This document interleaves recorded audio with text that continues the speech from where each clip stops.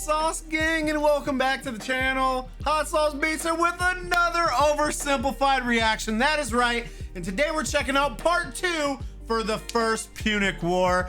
I gotta say, part 1 was one of my favorite oversimplified videos we've checked out yet, and that says a lot because the World War I's, the World War II's, the Revolution, all of them, they've all been amazing. But this is just, again, you guys have let me know that his newer videos, they definitely change. You can tell he gets better at telling stories, and I absolutely love it. So I'm hyped for this one, but before we jump into it, make sure you show Oversimplified some love by subscribing to his channel. If you enjoy my reaction, smash that subscribe button because it greatly helps. But enough talking, let's get to reacting and roll that bomb-ass intro. Hot Sauce Beats is finally here. Hot Sauce Beats is finally here. Eat, sleep, make beats. Eat, sleep, make beats. Hot Sauce Beats. Woo -woo. Oh, I'm ready to get my learn on about the Roman Empire. Play part 2. After the Let's go. gigantic battle at Cape Ecnomus, Oh, the dude, Romans so were epic. now free to land on African soil.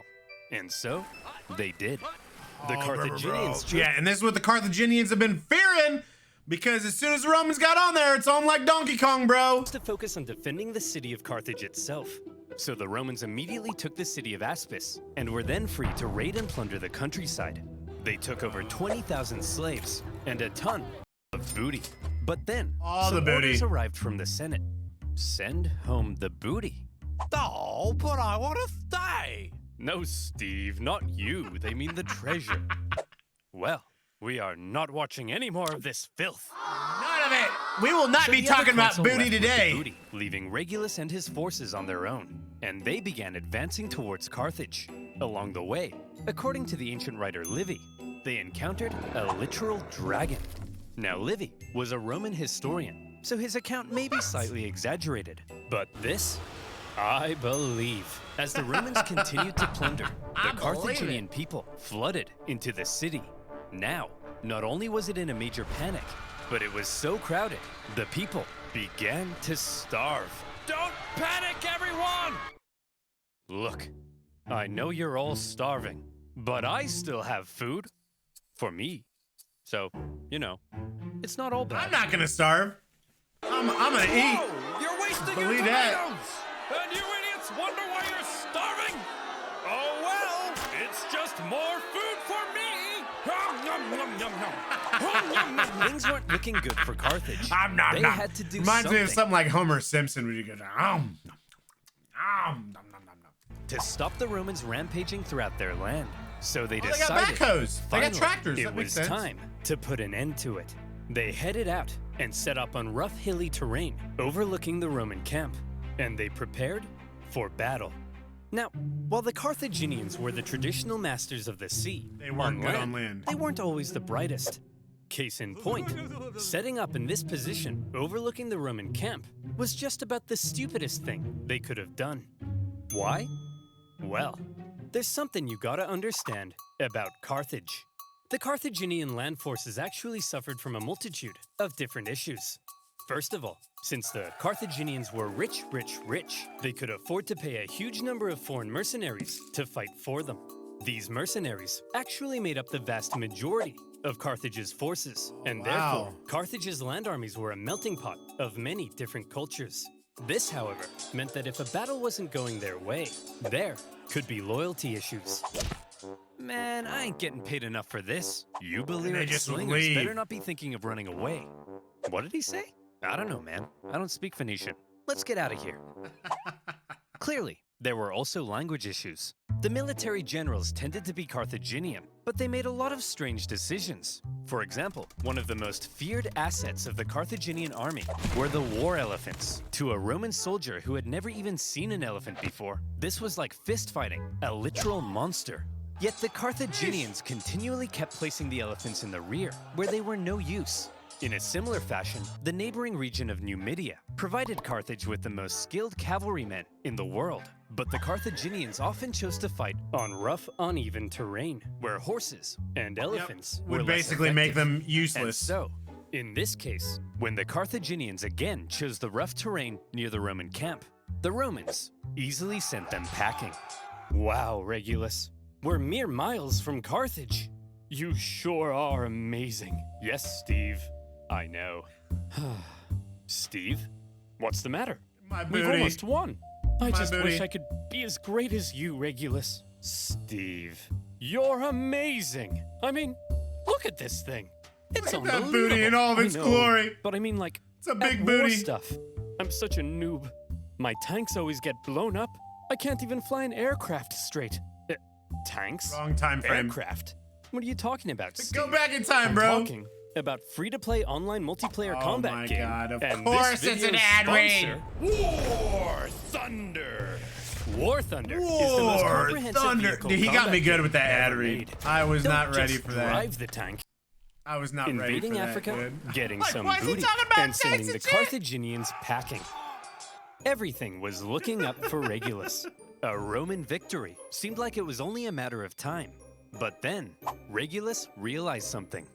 He had been consul for almost a year, and his term was Oh, he's coming about to an lose end. it. He's about He to knew lose it. That if his successor took over and he finished the job, then he would get the naked statues. Not All the naked Regulus. statues. And there was no way Regulus was going to allow that. So he jumped the gun. You there, Carthaginian boy. I want you to deliver a message to your elders. I, Marcus Attilius Regulus, demand the total and unconditional surrender of Carthage. Unconditional surrender? Jeez, at least lay siege and starve us all to death first. Just deliver the message, you punk. He demands your total surrender. What? Jeez, at least lay siege and starve us all to death first. Hey, that's what I said. Well, boys, this Roman thinks we're out. But we're not out, are we, boys? No! We'll do what Nay! we always do in times like this. Eat. Hire somebody else to solve our problems for us. Darren, bring in the Spartan. Regulus's overly harsh demands had the unintended effect of reinvigorating Carthaginian resolve. They brought in a mercenary from the famed land of Sparta named Xanthippus to help dig them I out am of this situation. Spartan! And we all know what Spartans are like. Yeah, kick him down that Xanthippus well. showed up and immediately took charge. He had a look around and said, "You idiots, put the elephants in front of the army so they can smash into the Romans. And stop fighting on rough, uneven terrain. Find a big, flat field so your superior cavalry can do their job." And what's this I hear Yeah. about you giving a speech telling everyone they're gonna die? Hey, I was Stop just telling your the people they're the gonna truth. die. You're a politician. Yeah, man. Lie to the people. And so Xanthippus led out the newly reformed Carthaginian army to meet Regulus in the Battle of the Bagridas River. The elephants, now in the front, smashed into the Roman lines, causing disarray. The cavalry, with total freedom of movement, outflanked the Roman infantry. Thanks to this impressive Spartan, the battle was a total Carthaginian victory. Carthage! And Xanthippus, for his stunning victory, was forced to flee Carthage because the leadership got jealous. Regulus, the Roman consul, was captured during the battle. Legend has it, Oh, wow. he was brought before the Carthaginian council, and they made a proposition. Well, Reggie, not looking so good anymore, is it? Looks like we beat you pretty bad, huh? Up yours, you Punic pansies. Now, Regulus. Nobody likes a sore loser, do they? No. How about this? We're gonna send you back to Rome, and you convince the Roman Senate to surrender to us. If you fail, though, you gotta come back so we can torture you to death, okay? Okay. Deal? You promise? I promise. Hey guys. Whoa, Regulus! We thought you got captured. I did, but they sent me back to convince you to surrender. Should we? Surrender? No! Never surrender! Give 'em hell, boys. They're at the end of their rope. Anyway, I gotta go be tortured to death now. What? Yep, part of a deal I made. It's a long story. Whoa, hey, wait! Regulus! No, it's cool, guys. I promised. Regulus! This is ancient times. We massacre entire what? populations. We chop pets in half. You can break a promise. No, Tim. You never break a promise. That's too far. And so, Regulus went back to Carthage Shut and was up. tortured to death. And for keeping his promise, he was immortalized as the leading symbol of Roman virtue. Meanwhile, after their defeat in Africa, Wow, the remaining Roman okay. survivors Yeah, I'm gonna still go in back. Africa, were still in Africa, and they needed to be rescued. So the Romans sent their fleet to pick him up and bring him home. They successfully fended off a Carthaginian fleet, grabbed the survivors, and made their way to Sicily. A great success. But then, things took a turn for the worse. Sir? That cloud looks kind of angry. Fear not, coward. If we Romans can build a war fleet from scratch We and can survive a defeat the storm. Carthaginian Empire at their own game, We why, don't need to then be even scared of Mother no Nature tornadoes, herself will crumble hurricanes, before us. and I laugh storms in the face and of Mother lightning Nature. and thunder. Ha! See? Come on, guys. Laugh at Mother Nature with me. Ha ha!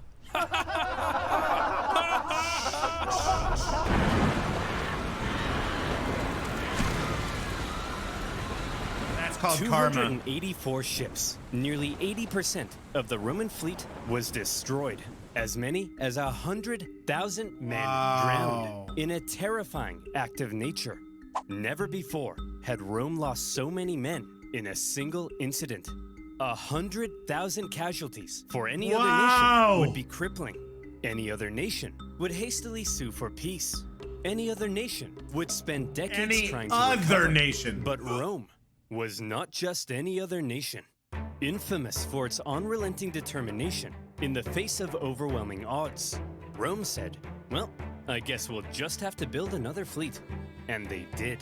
In just 3 months, they built 220 more ships. Dude, An that is astonishing crazy. feat. The Romans sent out their brand spanking new war fleet, and they got caught in another storm. This time, a whole nother fleet was lost. And still, the Romans did not give up. The Carthaginians couldn't believe it. Their enemy had just lost hundreds of thousands of men, had 2 fleets almost entirely destroyed. I would be worried if and I was they the still wouldn't Carthaginians. surrender. As one Roman poet put it, the victor is not victorious if the vanquished does not consider himself so. In typical Roman Statement. fashion, after a short break, they were once again building another fleet. 220. However, for now, after all the disasters at sea, the focus began shifting back to the land campaign in Sicily. The Carthaginians, overconfident from recent successes, attempted to retake Panormus, but the Romans countered the terrifying war elephants by throwing stuff at them and scaring them away. Having stopped the Carthaginian advance, the road was now open to the final Carthaginian stronghold on the island, Lilybaeum. Lilybaeum was an extremely Lilybaeum. well-fortified city. In 250 BC, the Romans laid siege. The Carthaginian defense, however, was fierce, and skilled blockade runners kept the city supplied. Progress was so slow that the siege would last another 9 years. To make matters worse, the Carthaginians later 9 sent possibly years? the greatest military general of the time, a man named Hamilcar Barca, to the island. He engaged in a skillful campaign of guerrilla warfare behind enemy lines, and for the remainder of the war, he was a major thorn in the Roman side.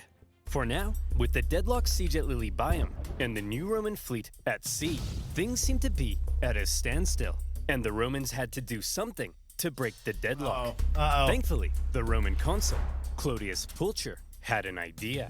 He tried to get things moving by attacking the Carthaginian fleet at Trapana. Now, before a battle, to predict if they would win, it was common for the Romans to look for signs from the gods. This could mean observing the weather or inspecting some cow livers. You know, typical religion stuff. What? In this case, Pulcher reportedly tried to feed some sacred chickens, but unfortunately for him, they wouldn't eat a crumb. A very bad sign. Oh. Well, he You said, better not go to if war. they won't eat, then let them drink. Stupid chickens! We'll observe the weather instead. Gods, give me a sign. Ignore that. Okay, how about this? If I can get this piece of paper into that trash basket, we'll win. Okay, if I can stand here silently for 5 seconds and do nothing, we'll win. Damn it! Pulcher chose to ignore the signs from the gods, and in the following battle, the superior Carthaginians tore them to shreds. It also didn't help that by now the Romans had removed the corvus to stabilize their ships, and without their secret weapon, it was a disaster. and Pulcher was disgraced. To make matters worse, the victorious Carthaginian fleet then went on to intercept a Roman supply fleet on its way to Lilybaeum. As they approached, however, they saw the signs of an incoming storm, so they took shelter. The Romans, on the other hand, said, "Onward, men! Set sail! We've got to deliver these supplies stat!" But sir, those clouds... Dude, these storms are not... I mean, you'd think, right? Like, all this stuff that's happened to them, like... Yeah, them gods are not on the Roman side, bro. Yes, Brian, we ought to have, but we haven't. Another fleet and 50,000 men lost in another storm. Disaster. Third time's a charm, right? Now, at this point, there still really isn't a clear winner. Sure, the Romans have captured most of Sicily and cornered the Carthaginian land forces at Lilybaeum, but the continued disasters at sea were critically depleting their resources. And without a strong fleet, Rome could not win. Meanwhile, Hamilcar Barca was still knocking about and creating even more problems. So, where do we go from here? How does this war finally end? By now, the two sides had been fighting for 23 years. I don't know. I don't know what they do. Exhausted. Their money, their resources, their strength were all utterly spent. The Carthaginians in particular were eager to see the war end so they could get back to trading and making money. So after the latest Roman disaster at sea, they said, look, there ain't no way in heck the Romans can come back again. They can't possibly afford to build another fleet. They're done. That's it. Recall the navy, repurpose them as merchant ships, and let's get back to making some money. Yeah, make that Assuming the money! Romans would soon make peace, an anti-war faction within the government recalled a large portion of the navy, leaving Hamilcar on his own. The victors appeared to be declaring themselves victorious. Meanwhile, the vanquished were getting ready for round 5. The Romans built another fleet, this time heavily relying on patriotic donations from the upper classes to afford it. And once again, they put to sea. Sir? The Romans have built another fleet. Oh, for goodness sake, Clarence, can't you see I'm busy rolling around in this pile of money? But sir... I don't care anymore, Clarence. I just don't care.